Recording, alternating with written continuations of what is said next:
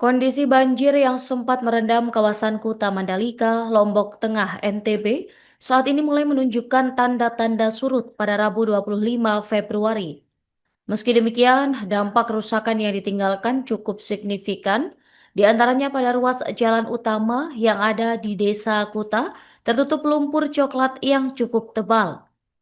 Dan untuk informasi terkini, pemirsa, kami telah terhubung dengan jurnalis Tribun Lombok dengan rekan Ahmad Wawan Sugandika. Silakan laporan Anda.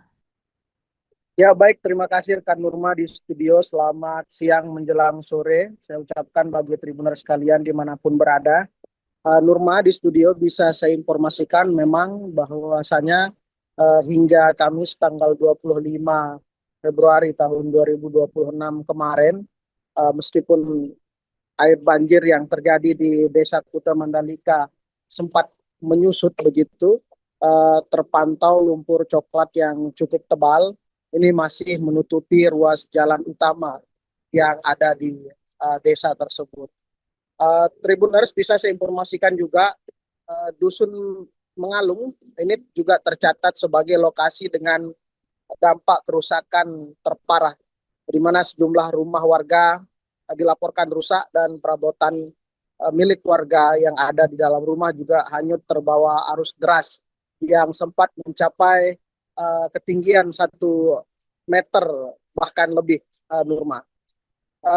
Nurma di studio bisa juga saya informasikan kerusakan juga menimpa infrastruktur bangunan, termasuk pagar salah satu pilar, satu di antara pilar begitu yang ada di Dusun Mengalung yang roboh, serta eh, kerusakan juga terjadi pada sebuah gudang yang di dalamnya itu terdapat kendaraan baik roda 2 maupun roda 4 begitu. Setidaknya ada 10 unit kendaraan yang hancur dihantam banjir pada banjir yang terjadi pada Rabu tanggal 24 Februari tahun 2026 kemarin.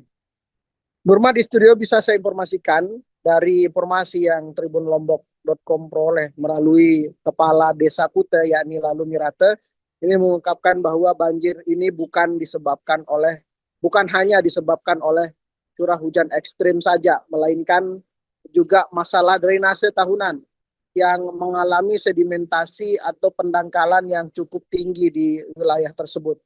Selain itu, Nurma, Mirate juga menyoroti kelalaian pihak investor yang tidak menyiapkan infrastruktur air sebelum memulai proyek pembangunan villa.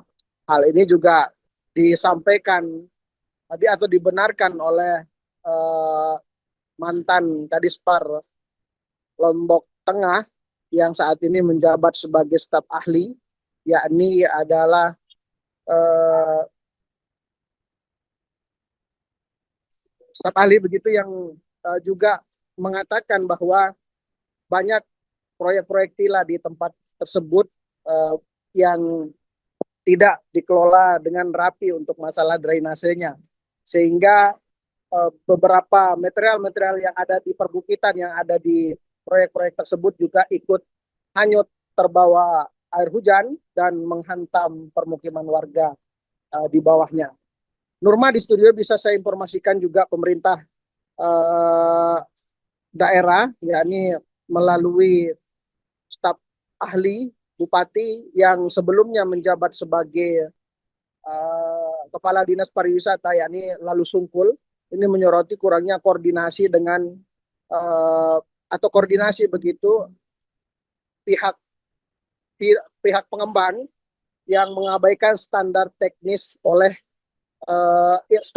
dalam pembuatan villa di kawasan ekonomi khusus Kek Mandalika tersebut. Nurma, bisa saya informasikan pembangunan talut atau tembok penahan tanah yang yang seringkali diabaikan kualitasnya oleh para pengembang villa di kawasan tersebut.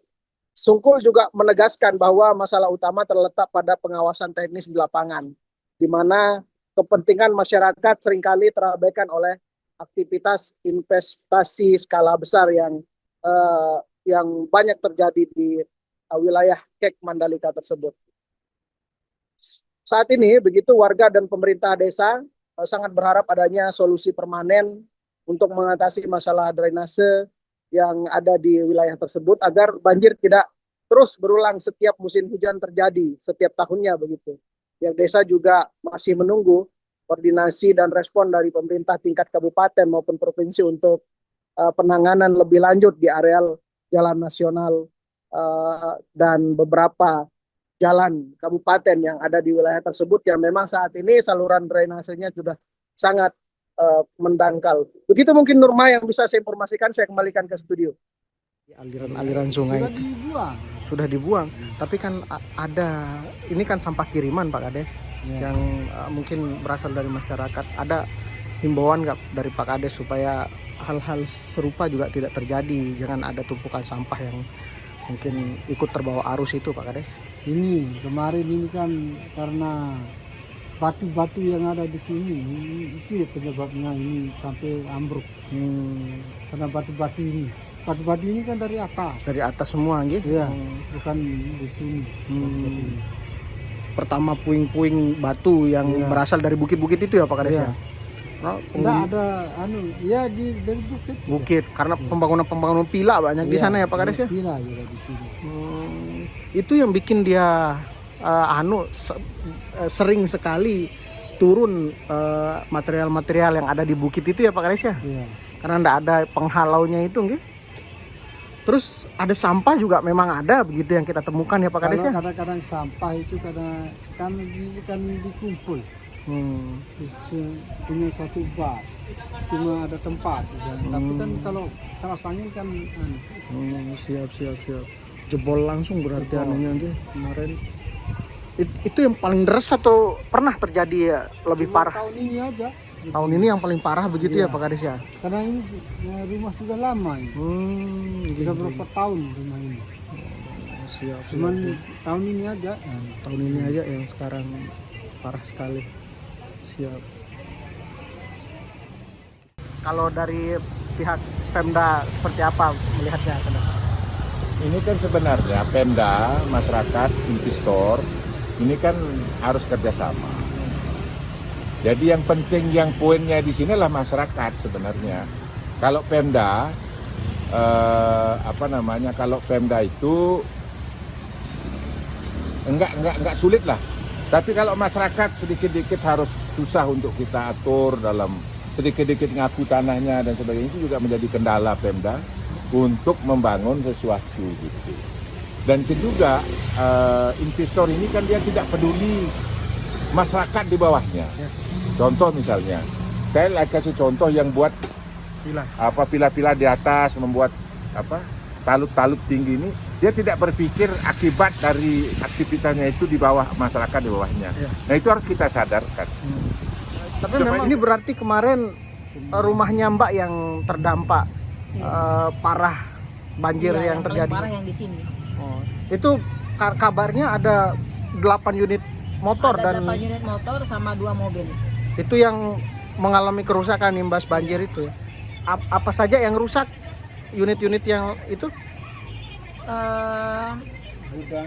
Ada bagasi mobil, sama motor yang paling parah itu 4 motor, sama sepeda listrik, sama yang alat elektronik yang terendam banjir itu ada mesin cuci, kulkas 2 pintu, sama bahan dapur lainnya. Mobil 2 unit juga mengalami kerusakan kabarnya nggih. Itu berarti kalau di total kerugiannya itu berapa ratus juta itu? Nggak tahu. Kalau ditotalin sih bisa bisa nyampe ratusan juta. Ratusan juta itu nggih.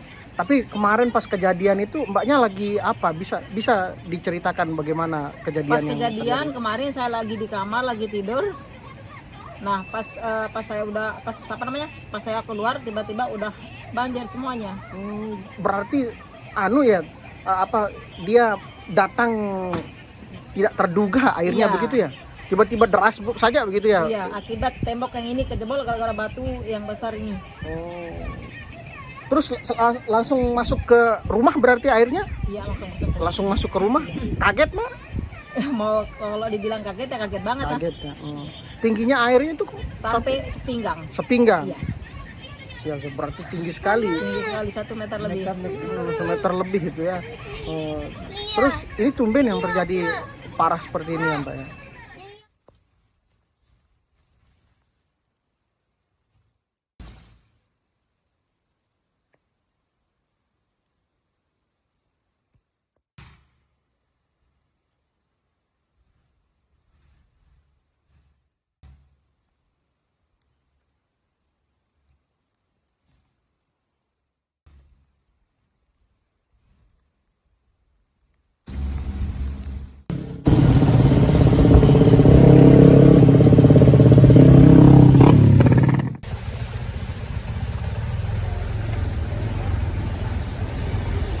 Yang